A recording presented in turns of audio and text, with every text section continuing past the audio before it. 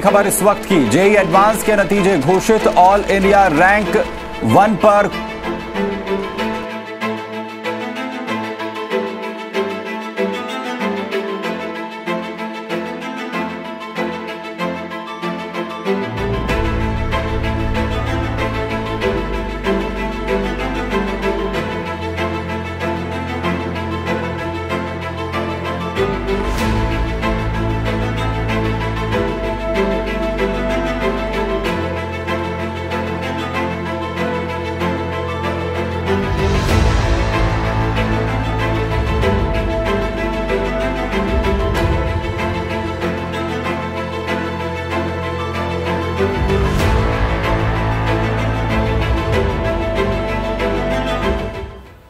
Hello everyone, my name is Amit Singhal and I have secured All India Rank 1 in the JEE Mains 2021 examination.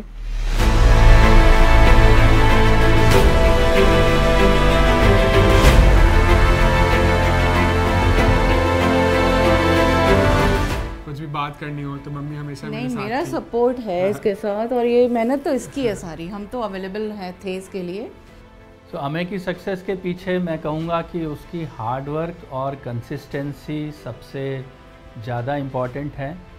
तो ये main notes तो मेरे को काफ़ी help हुए revision में, पूरा चैप्टर अच्छे से रिवाइज करने के लिए।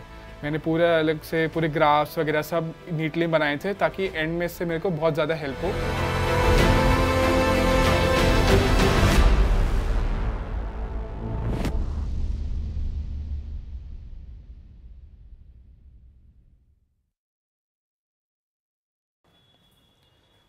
ये है मेरा मेन रूम, यहीं पे मैं स्टडी करता था एंड पूरा दिन मोस्टली मेरा यहीं पे स्पेंड होता था। तो यहाँ पे मैंने थोड़ा अपना शेड्यूल लिखा हुआ है कि मैं किस तरह से अपना डे प्लान आउट करता था। तो अगर मैं थोड़ा डिस्क्राइब करूँ तो बेसिकली थोड़ा मैं रोज़ एक ट्राई करता था टुवर्ड्स दी एंड की एक मॉक टेस्ट प्रैक्टिस करूँ, एंड बाकी मैंने शेड्यूल बना रखा है कि किस टाइम में मेरे को कौन सा सब्जेक्ट प्रैक्टिस करना होता था एंड बाकी कौन से टॉपिक्स मेरे को उस वीक में प्रैक्टिस करने थे। तो उससे क्या होता था, ऑलरेडी मेरे को पता होता था कि मेरे को उस वीक में क्या करना है एंड माइंड में एक शेड्यूल बना रहता था। तो वो मेरे को लगता है वो बहुत हेल्प करता है, एंड अपने पास रखो तो बार बार दिन में देखते रहते हो, तो उससे मेरे को काफ़ी मोटिवेशन मिलता था कि अभी ये टॉपिक्स बचे हैं, इनको पढ़ लेना है। और बाकी यहाँ पे मैं बैठ के इसी चेयर पे मैंने अपनी जर्नी करी है। यहीं पे मैं बैठता था, यहाँ पे लैपटॉप रख के सारी बुक्स से अपने सराउंडेड, यहीं पे मैं पढ़ा करता था एंड अपने हेडफोन्स लगा के एंड लैपटॉप के सामने बैठ के पढ़ाई करता था, एंड काफ़ी अच्छा सा एनवायरनमेंट था। साथ में मंदिर भी है छोटा सा, तो उससे थोड़ा सरस्वती जी की फ़ोटो भी लगा रखी है, उससे काफ़ी मतलब अच्छा लगता है कि जब भगवान जी आपके साथ हों। एंड थोड़ा सा यहाँ पे एक छोटा सा गार्डन है ताकि थोड़ा नेचर से कनेक्ट भी हो सके, तो वो काफ़ी अच्छा सा एक स्टडी इन्वायरमेंट बन जाता था ये। तो यहीं पे मैं बैठ के अपनी पढ़ाई करता था एंड यहाँ पे मेरे सारे नोट्स रखे हुए हैं। तो मेरे को कोई भी चैप्टर जो भी रिवाइज़ करना होता था मैंने साइड में लिख रखा है कि कौन से नोटबुक में कौन सा चैप्टर है, तो मैं उसी नोटबुक को निकाल के अपना पूरा चैप्टर रिवाइज़ कर सकता था। इसमें मैंने सारे नोट्स वगैरह अपने बना रखे हैं, एंड आई थिंक ये मोस्ट इंपॉर्टेंट पार्ट होता है प्रिपरेशन का, अपने नोट्स को रिवाइज़ करते रहना, एंड आई थिंक वो काफ़ी नेसेसरी था। उसके अलावा मैंने कुछ और एक्स्ट्रा नोटबुक्स मेंटेन करी थी जिनमें मैं अच्छे क्वेश्चंस को मेंटेन करता था। जो भी मेरे को प्रिपरेशन में कुछ अच्छे क्वेश्चंस मिले, जो नए कॉन्सेप्ट देखे, उन सब को मैं पढ़ लिया करता था।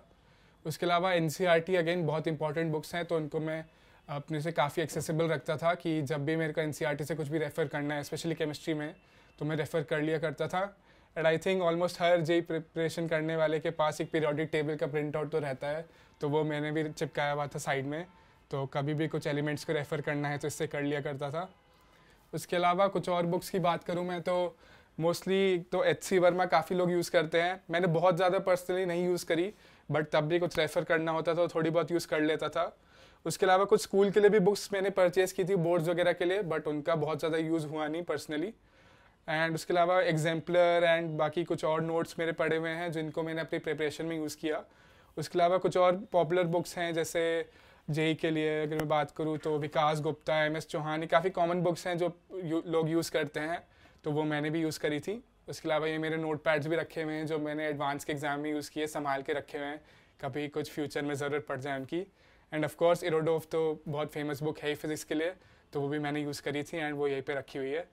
तो ये आई थिंक कुछ मेन बुक्स हैं जो मैंने अपनी प्रिपरेशन में यूज़ की, एंड बाकी तो छोटा सा ही मेरा जगह थी जहाँ पे मैं पढ़ता था एंड काफ़ी कंफर्टेबल, भगवान जी साथ में थोड़ा सा नेचर के भी थोड़ा साथ होता था, तो ये काफ़ी मेरे को कंफर्टेबल सेटअप लगता था। End of course table chair की इंपॉर्टेंस बहुत ज़्यादा है।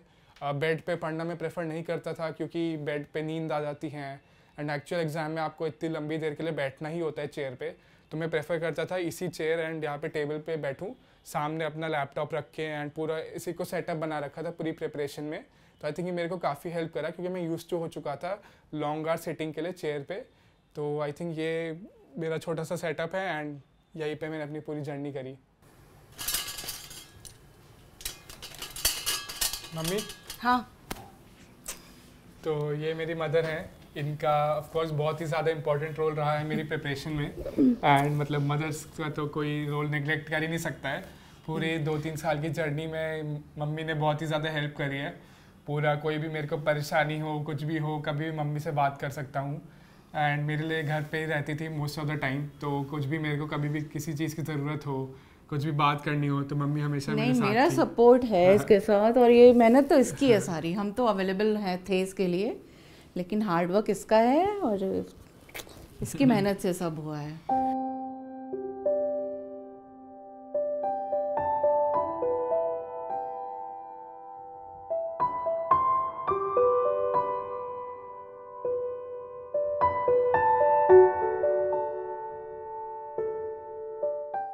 बीच में तबीयत भी ख़राब हो गई थी, ये ठीक हो गया और करता रहा बढ़िया, और 10-12 आवर्स तो मिनिमम पढ़ाई करता ही था, तो credit goes to him only.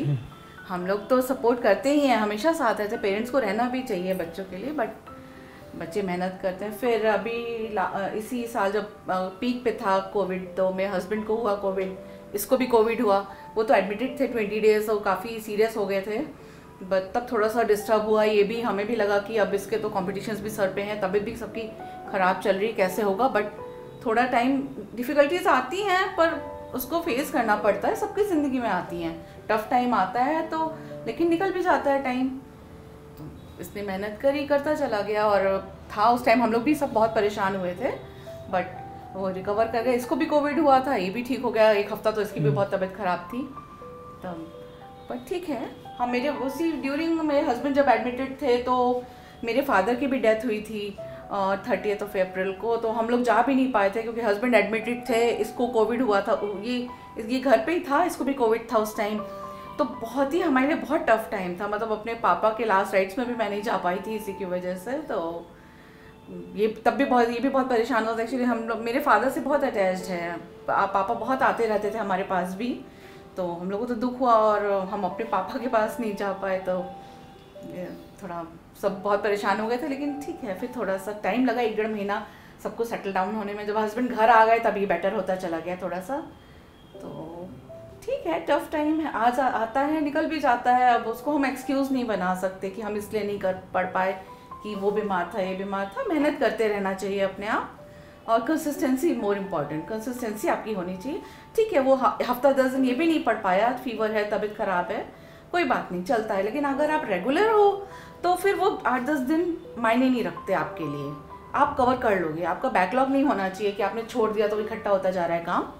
तो इसका तो ऐसा था, ज़रा सा भी फीवर डाउन हुआ, तबीयत ठीक हुई, ये लेके बैठ जाता था अपनी। उस टाइम ही मेरे पास बैठा रहता था, पलंग पे बैठ के काम करता था, अपनी टेबल चेयर पे नहीं, क्योंकि तबीयत ठीक नहीं थी, मन हुआ वहीं पे लेट गए। लेकिन most of the time chair पे ही, सुबह 9 बजे से उठ के और रात में आई थिंक 10-11 बजे तक तो ये बैठे ही रहता था। और बस लंच डिनर करने हम लोग के साथ आता। हम लोग वो हाफ एन आवर बस तारक मेहता का उल्टा चश्मा, हमारा फिक्स था कि जल्दी से 8:30 हो रहा है, खाना लगाओ, हमें खाना खाने आएगा और 9 बजे भाग जाएगा। तो हम लोग भी कितनी भी भूख हो, हम वेट करते थे कि 8:30 तक हम इसका वेट करेंगे, क्योंकि हम लोग बस वही 1-2 टाइम लंच और डिनर में ही साथ होते थे। अदरवाइज़ तो इसके कमरे में भी नहीं जाना अलाउड था हमको। और कभी टेस्ट दे रहा है, कभी कुछ कर रहा है, कभी पढ़ाई कर रहा है, तो नोट्स वगैरह बहुत अच्छे से बना रखे थे। तो आई थिंक मतलब 100% ही क्रेडिट गोज़ टू हिम। हर हर्डल को इसने पार किया, तबीयत हो या फैमिली प्रॉब्लम हो या कुछ भी बात हो, तो अपना इसने वो रूटीन नहीं छोड़ा, मतलब कि पढ़ना है तो पढ़ना है।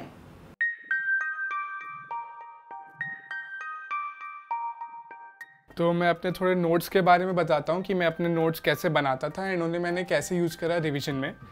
तो अगर मैं डिस्क्राइब करूँ तो मैं क्लास में जो भी होता था उसको पूरा प्रॉपरली अलग अलग कलर के पेन से लिखता था एंड बार बार लिखता था ताकि मेरे को मन में बैठ जाए।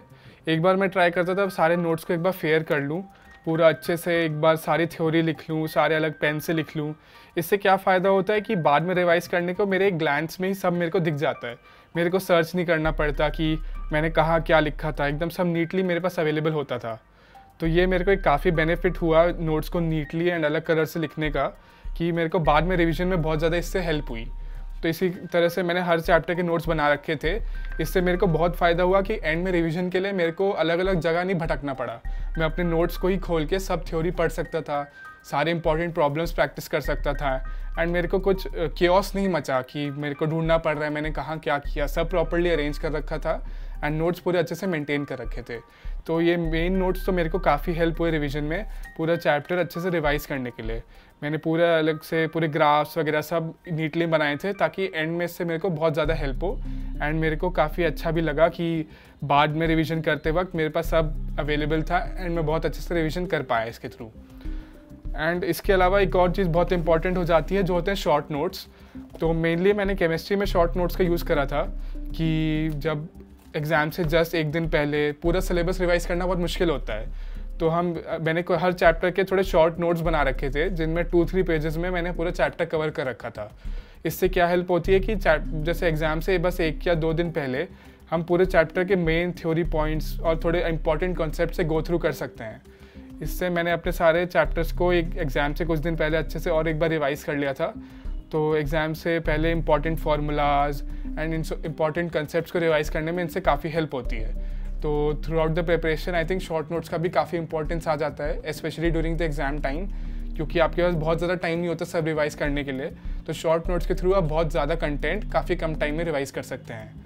तो ये आई थिंक बहुत ज़्यादा इंपॉर्टेंट रोल प्ले करते हैं both notes and short notes हमारी प्रिपरेशन में। एंड पर्सनली मेरे को इन दोनों ने बहुत ज़्यादा बेनिफिट किया। सब्जेक्ट वाइज अगर मैं बात करूँ तो मेरा फेवरेट सब्जेक्ट फ़िज़िक्स था, क्योंकि मेरे को फ़िज़िक्स में काफ़ी इंटरेस्टिंग लगता था कि थोड़ा रियल वर्ल्ड एप्लीकेशन थोड़ा दिखता था कि एक्चुअल में जो चीज़ें वर्क करती हैं वो कैसे वर्क करती हैं। तो वो सब देख के मेरे को काफ़ी फैसिनेशन होता था। तो तीनों सब्जेक्ट्स में फ़िज़िक्स मेरा फेवरेट रहा एंड केमिस्ट्री मेरा थोड़ा कम फेवरेट था, क्योंकि उसमें थोड़ा रटने वाला पार्ट आ जाता है एंड थोड़े कुछ रिएक्शंस को याद करना पड़ता है, तो वो मेरा थोड़ा कम फेवरेट था। बट मैंने तीनों सब्जेक्ट्स को इक्वली इम्पोर्टेंस दी एंड तीनों में वर्क करा। फिज़िक्स क्योंकि मेरा थोड़ा स्ट्रॉन्ग था तो इसलिए मैंने उस पर एंड में बहुत ज़्यादा टाइम स्पेंड नहीं किया। मेरा एम था कि मैं बाकी जो मेरे वीक टॉपिक्स हैं उनको मैं ज़्यादा स्ट्रेंथन करूं। तो मैथ्स में मैंने ट्राई करा कि मैं ज़्यादा से ज़्यादा प्रैक्टिस करूं, ताकि जो भी कंसेप्ट्स हैं, जो भी प्रॉब्लम्स मेरे से नहीं हो पा रहे, उनको मैं बार बार प्रैक्टिस करके इम्प्रूव कर लूँ। सिमिलरली इन केमिस्ट्री मैंने बहुत ही ज़्यादा प्रैक्टिस करी क्वेश्चंस की एंड बार बार थ्योरी को लिखा एंड पढ़ा, क्योंकि इनऑर्गेनिक केमिस्ट्री टाइप टॉपिक्स में याद करने का बहुत कुछ है। तो जब तक बार बार हम उसे अपने हाथ से लिखेंगे नहीं, उस पर क्वेश्चंस नहीं प्रैक्टिस करेंगे, वो याद होना बहुत मुश्किल हो जाता है। तो मैंने एंड में ट्राई करा रिवीजन करते वक्त कि मैं उस चैप्टर को बार बार एनसीईआरटी से पढ़ रहा था, बार बार उसके शॉर्ट नोट्स बना रहा था, उन्हें पढ़ रहा था, रिवाइज कर रहा था। And I think previous year questions की बहुत ज़्यादा इंपॉर्टेंस रहती है तीनों सब्जेक्ट्स में। मैंने ट्राई करा कि मैं तीनों सब्जेक्ट के प्रीवियस ईयर क्वेश्चंस चैप्टर के साथ भी करता था एंड चैप्टर्स मतलब जब रिवीजन के टाइम भी मैंने सारे चैप्टर्स के दोबारा करे। उससे कंसेप्चुअल क्लैरिटी भी आती है एंड कॉन्फिडेंस भी बिल्ड होता है कि आपसे एक्चुअल क्वेश्चन हो रहे हैं कि नहीं। तो आई थिंक तीनों सब्जेक्ट में यही इंपॉर्टेंट है कि आप अपने क्लास नोट्स को रिवाइज़ करें, शॉर्ट नोट्स को बार बार पढ़ें, सारे क्वेश्चंस को अच्छे से प्रैक्टिस करें क्लास में जो हो रहे हैं। एंड उसके अलावा आई थिंक एक और बहुत इंपॉर्टेंट चीज़ आ जाती है मॉक टेस्ट देना। तो पर्सनली मेरे को काफ़ी हेल्प हुई बार बार मॉक टेस्ट देने से, क्योंकि अब मॉक टेस्ट में मेरे इनिशियली काफ़ी कम मार्क्स आते थे, क्योंकि मेरे को सब्जेक्ट तो ठीक से आता था बट मेरे को टेस्ट एनवायरनमेंट में वो करने की प्रैक्टिस नहीं थी। तो इसलिए मैं फिर टेस्ट देने के बाद एनालाइज करता था कि मेरी परफॉर्मेंस कहाँ कम हुई। तो आई थिंक अनअकैडमी की भी काफ़ी हेल्प रही कि उसमें टेस्ट मैंने काफ़ी सारे प्रैक्टिस करे थे, तो वहाँ पे पूरा एनालिसिस मेरे को मिल जाता था कि कौन से सब्जेक्ट में मेरे कम मार्क्स आए एंड कौन से टॉपिक्स में मैं थोड़ा वीक रहा। तो आई थिंक मेरे को काफ़ी हेल्प हुई टेस्ट के मामलों में कि मैं अपनी रैंक भी कंपेयर कर सकता था एंड मैं ओवरऑल देख सकता था कि कौन से टॉपिक्स में मेरे को कमी है एंड कौन से में इम्प्रूव करना है। तो इससे मेरे को ओवर टाइम काफ़ी हेल्प हुई, ग्रेजुअली मेरे मार्क्स भी इम्प्रूव होते रहे एंड ओवर टाइम मेरे को काफ़ी अच्छा लगा कि मेरे मार्क्स में भी इम्प्रूवमेंट दिख रहा था एंड एग्ज़ाम फियर भी मेरा काफ़ी कम होता गया। उसके अलावा मैंने मेनली अनअकैडमी रिवीजन के लिए ज़्यादा यूज़ करा था। तो उसमें मेरे को काफ़ी हेल्प हुई कि रिकॉर्डिंग सारी अवेलेबल थी, तो मेरे को किसी भी टीचर का कोई भी लेक्चर देखना होता था, मैं बाद में रिवाइज़ कर सकता था उससे। कोई भी वीक टॉपिक लगा, मैंने उससे रिवाइज़ कर लिया। एंड मतलब मेरे को कुछ teachers specially PMS sir, Sachin Rana sir, Nitin Sachan sir, Manoj Chauhan sir और भी काफ़ी टीचर्स हैं जिन्होंने मेरी काफ़ी हेल्प करी। उनके लेक्चर्स को मैंने एंड में रिवीजन के लिए देखा, उनके एडवांस प्रॉब्लम सॉल्विंग कोर्सेज भी देखे। तो आई थिंक मेरे प्रिपरेशन को बूस्ट करने में काफ़ी हेल्प हुई अनअकैडमी प्लेटफॉर्म से भी, टेस्ट के मामलों में भी एंड चैप्टर्स रिवाइज करने के लिए भी। तो आई थिंक ओवरऑल अपने सारा असाइनमेंट्स कंप्लीट करना, नोट्स को रिवाइज करना, प्रीवियस ईयर करना and most importantly mock test को रेगुलरली देना एंड एनालाइज करना। आई थिंक यही सब अगर सब बच्चे बहुत अच्छे से करने लगे तो सबका बहुत ही अच्छा रिजल्ट आ सकता है। तो क्लास 10th में मैंने जेई प्रिपरेशन अपनी स्टार्ट करी थी एंड मतलब क्लास 10 में मैं थोड़ा स्कूल पे ज़्यादा फोकस था क्योंकि 10 में बोर्ड एग्ज़ाम्स थे। तो क्लास 10 में मैंने बहुत ज़्यादा जेई रेलिवेंट चीज़ें नहीं पढ़ी थी, बट क्लास 11th आते ही मैं काफ़ी ज़्यादा जेई पे फोकस हो गया था एंड 11th एंड 12th में मेरा पूरा फोकस जेई पे ही था।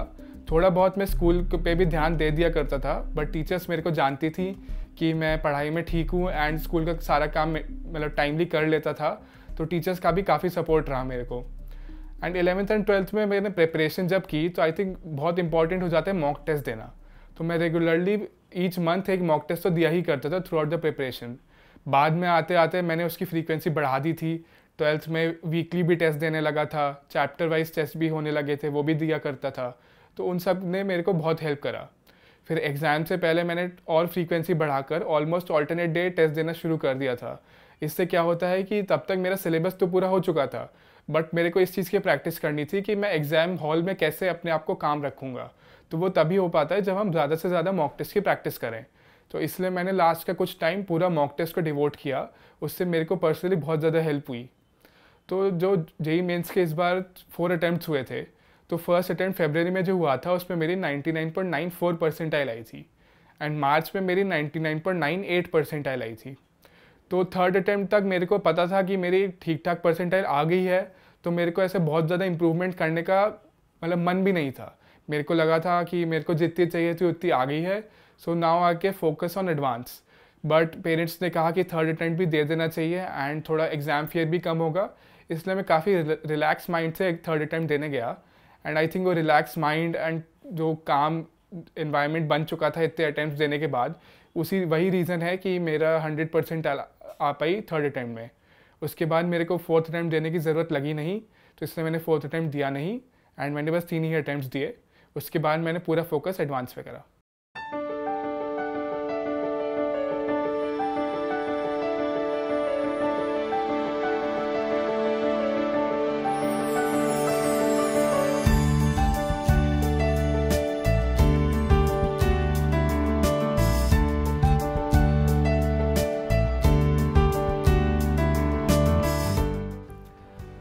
तो अमेय की सक्सेस के पीछे मैं कहूँगा कि उसकी हार्ड वर्क और कंसिस्टेंसी सबसे ज़्यादा इम्पॉर्टेंट है, क्योंकि 3 साल से जब से वो 10th में आया था तब से उसने कोचिंग ज्वाइन करी थी और वो पढ़ाई कर रहा था।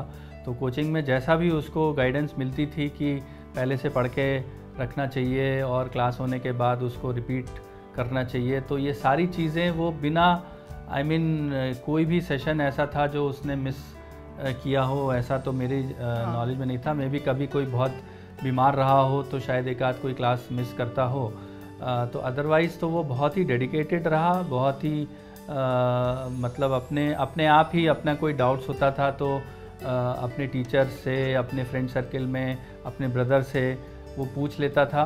भले मैं इंजीनियर हूँ, मेरे से तो खैर नहीं हो पाता अब, लेकिन वो अपने आप बिना किसी मतलब झिझक के सबसे पूछ लेता था। तो वो बहुत बड़ी चीज़ है। मैं कहूँगा कि कंसिस्टेंसी जो है, मेहनत है, अपने ऊपर भरोसा है, और कभी किसी टेस्ट में नंबर कम आए तो ऐसा नहीं कि मूड ख़राब हो गया और अब मेरी मेहनत बेकार हो गई, ऐसा भी कभी विचार मन में नहीं रखा। और फिर हम लोगों का भी सपोर्ट था, कभी हमने भी ऐसा नहीं बोला कि कम नंबर आए हैं तो तुम पढ़ाई ठीक से नहीं कर रहे हो, बल्कि उल्टा था। मैं तो कई बार बोलता था कि भाई थोड़ा कम पढ़, थोड़ा घूमने फिरने चलते हैं, बट उसने जो है एकदम अपने को भी डिसिप्लिन बना के रखा और हमें भी डिसिप्लिन में रखा है। एक इंसिडेंस है, हम लोग 2019 में शिरडी जा रहे थे, मतलब मेरे पेरेंट्स के, मेरा यूएस में ब्रदर रहता है, वो सब लोग आए हुए थे।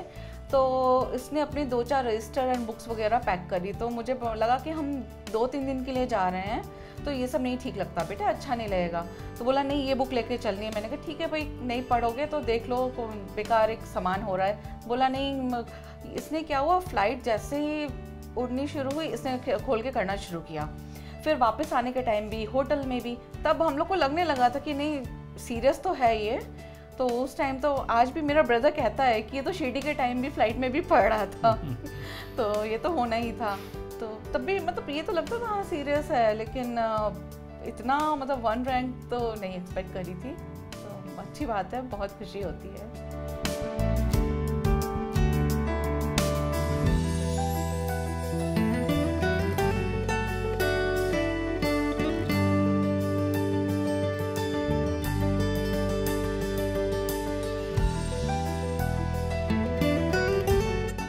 तो अपनी जेई प्रिपरेशन की स्टार्ट में मैं जो मॉक टेस्ट देता था उनमें मेरी रैंक अच्छी नहीं आती थी। 1000 पीपल में भी मेरी रैंक 200-300 तक आती थी। तो तब मेरा उतना ध्यान जेई पे था नहीं, मेरे को लगता था कोई बात नहीं, क्या फ़र्क पड़ रहा है। बट ओवर टाइम जैसे मैं 11th क्लास में एंटर हुआ, मेरे में सीरियसनेस काफ़ी बढ़ गई थी। मेरे को स्टार्ट होने लगा कि और इम्प्रूव करना है, एंड अगर IIT में जाना है तो काफ़ी इतना ज़्यादा कॉम्पिटिशन होता है, तो काफ़ी इम्प्रूव करने की ज़रूरत है। तो मैं मेहनत करता गया, ओवर टाइम रैंक भी इम्प्रूव होती गई। इनिशियली मार्क्स मेरे बहुत ज़्यादा अच्छे नहीं आ रहे थे, मेंस के मॉक टेस्ट में भी 50% 60% मार्क्स ही आते थे। तो मेरे को लगता था अभी काफ़ी स्कोप है इम्प्रूवमेंट के लिए। तो मैं मेहनत करता गया और ज़्यादा मैंने प्रैक्टिस करी और मॉक टेस्ट देता गया। तो उससे मेरे को लगता है कि काफ़ी ज़्यादा हेल्प होती है। एंड जब मैंने अनअकैडमी पे अपना फर्स्ट टेस्ट दिया था, तब मेरे को याद है उसमें मेरी रैंक 4 आई थी, आई थिंक 5 नहीं। तो जब उसमें रैंक 4 आई तो मेरे को बहुत अच्छा लगा कि इतने सारे स्टूडेंट्स में मैं इतना अच्छा परफॉर्म कर पा रहा हूँ। तो आई थिंक काफ़ी कॉन्फिडेंस बूस्ट करने में हेल्प करता है। मेरे को काफ़ी ज़्यादा कॉन्फिडेंस बूस्ट हुआ कि अगर मैं इतने सारे बच्चों में अच्छा कर पा रहा हूँ तो मतलब मैं एक्चुअल एग्ज़ाम में भी अच्छा कर सकता हूँ। तो इससे मोटिवेशन मिला, कॉन्फिडेंस बूस्ट हुआ। तो इससे मेरे को ओवरऑल काफ़ी हेल्प हुई मॉक टेस्ट देने से। एंड ओवर टाइम मेरे को लगता है कि इम्प्रूवमेंट होगा, हमें गिव अप नहीं करना चाहिए कि एक टेस्ट में कम आ गए तो हम गिव अप कर दें। ओवर टाइम इम्प्रूवमेंट होता रहता है। बीच में अप्स एंड डाउन्स भी आए थे, कई बार हुआ था मेरे टेस्ट में एकदम से रैंक ड्रॉप हो गई, बट मैंने उसको दिल पे नहीं लिया। मैंने सोचा कोई बात नहीं, नेक्स्ट टाइम इम्प्रूव करेंगे, अपनी गलतियों से सीखा एंड नेक्स्ट टाइम इम्प्रूव करने की पूरी कोशिश करी। अब मैं थोड़ा एडवांस के बारे में बात करूँ तो जेई एडवांस में जेई मेन से थोड़ा डिफरेंट होता है। उसमें थोड़े डिफ़िकल्ट क्वेश्चंस आते हैं, थोड़ा एप्लीकेशन बेस्ड वो ज़्यादा होता है। कंसेप्ट्स को थोड़ा और डीपली आपको बताना चाहिए। तो मैं उसके लिए क्या करता था, अपने सारे क्लास नोट्स को मैंने इन डेप्थ रिवाइज करा, पूरी थ्योरी को अच्छे से पढ़ा, NCERT या जो भी रेफरेंस बुक में फॉलो कर रहा था उनको मैंने बहुत अच्छे से रीड करा कि कोई भी मेरे से थ्योरी पॉइंट मिस ना हो जाए। उसके अलावा प्रॉब्लम प्रैक्टिस बहुत ज़्यादा इंपॉर्टेंट हो जाता है। तो मैंने बहुत ज़्यादा प्रॉब्लम्स प्रैक्टिस करी, अपने सारे क्लास के इलस्ट्रेशंस, जो भी टीचर्स ने जो भी मटेरियल दिया वो पूरा सॉल्व करा। उसके अलावा अनअकैडमी पे सारे एजुकेटर्स के बहुत ही अमेजिंग एडवांस के कोर्सेज भी थे, उनको भी मैंने रेगुलरली फॉलो करा। सारे क्वेश्चंस उसके सॉल्व करता था, टीचर्स जो बोलते थे वो मटेरियल भी सॉल्व करता था। उससे मेरे को लगा कि मेरे को एडवांस के लिए जो एक्स्ट्रा एफर्ट चाहिए था, एक्स्ट्रा जो मतलब एफर्ट चाहिए होता है, एक्स्ट्रा कंटेंट चाहिए होता है, वो मेरे को उससे काफ़ी हेल्प हुई। टेस्ट भी मैंने अनअकैडमी पे बहुत ज़्यादा दिए एडवांस के, उससे रैंक का भी आइडिया मेरे को लगता रहा। एडवांस के कोर्सेज़ करे, उससे डिफ़िकल्ट क्वेश्चंस की प्रैक्टिस हुई, और भी मेरे बच्चों से मुलाकात हुई जिनसे और मैं इंटरेक्ट करता था, तो पता चलता था वो क्या सॉल्व कर रहे हैं एंड उनको क्या प्रॉब्लम्स फेस हो रही है। तो ओवरऑल मेरे को काफ़ी अच्छा एक्सपीरियंस रहा मेरे लिए। इतने सारे लोगों को मैं जान पाया एंड इतने सारे रिसोर्सेज मेरे को मिले, तो मेरे को काफ़ी अच्छा लग रहा है कि मैं अनअकैडमी प्लेटफॉर्म पे आ पाया एंड मेरे को इस सब का एक्सेस मिला, क्योंकि इस सब से मेरे को काफ़ी हेल्प हुई है पर्सनली।